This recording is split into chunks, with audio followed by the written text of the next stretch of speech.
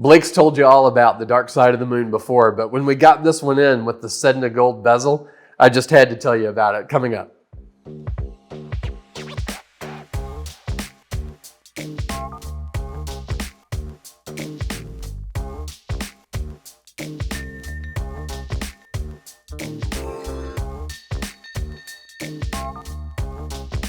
We've seen a lot of versions of Omega's Dark Side of the Moon Speedmaster, and this one came out at the 2015 show. This one is a 2016 mint condition one that we happened to get in here at SwissWatchExpo, and so I was excited about it to tell you about it. It's just so interesting because the normal Dark Side of the Moon, where you've got the version that has the regular white hands and markers with the white and the tachymeter scale on the bezel. You've got the version that's all completely blacked out. You have to kind of turn your wrist to see even what time it is. But this one's kind of the best of both worlds to me. This one has the Sedna gold bezel, so it's Omega's exclusive alloy of rose gold or red gold. And then it has a chrome inlay for inside the ceramic for the tachymeter scale. The dial itself is a laser carved ceramic. So this is something that Omega's been doing quite a bit. You can see it in the wave dial on the Seamaster 300M, but they used it on this version to sort of build up these ridges around the subdials.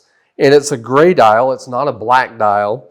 And with the rose gold trim, the applied rose gold hour markers, the rose gold hands, it makes it really easy to see.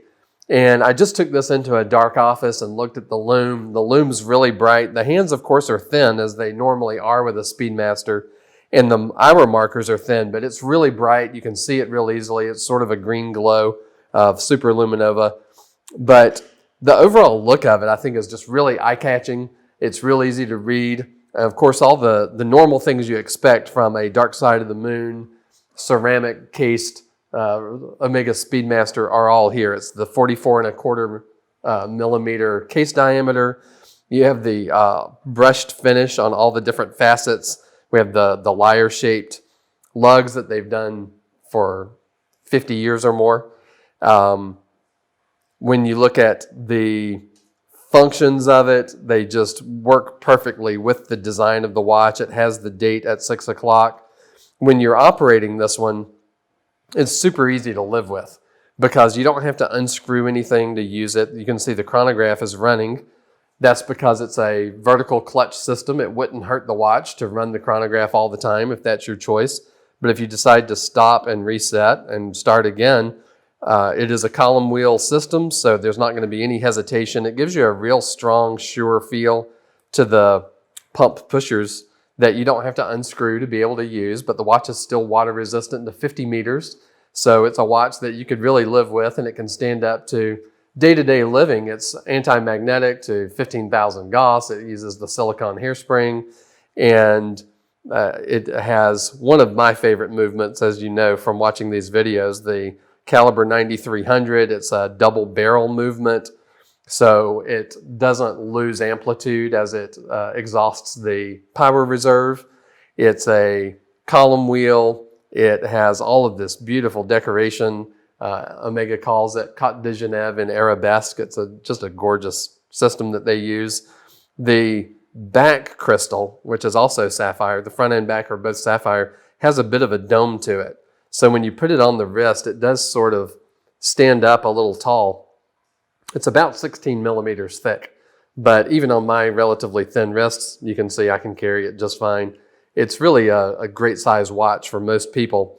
And one of the things I like about the functionality of it is that you can pull the crown out and adjust the hour hand independently to jump time zones forward and backward if you're traveling. And that's also how you adjust the date. And so you never have to worry about being in the danger zone and changing the date at a time that you shouldn't. It also has a hacking mechanism if you want to set it perfectly to some reference time. But they just thought everything out so well. Even the clasp here, it's titanium on the inside, but the outside of it, this buckle, is ceramic as well. So it's going to stay scratch-free, just like the case. I think ceramic really is probably the best material for a watch because it not only is pretty light, and so it doesn't try to dip off of the wrist as you wear it, but from the head being a lot heavier than the rest of the watch. But just the fact that it's so durable and it won't scratch and show wear, and it's a great look, and I'm sure that anyone who ends up with this watch is going to enjoy it for decades. Just give us a call here at SwissWatchExpo. We'll be happy to see if it's still in stock. If not, you can always search Dark Side of the Moon on the search bar on SwissWatchExpo.com and see what we have in stock at the moment. But give us a call. Any of us will be happy to help you out. If you want to talk to Blake because he's the Speedmaster guy, you can definitely ask for Blake when you call, but I'm available as well. I'm Michael here at SwissWatchExpo.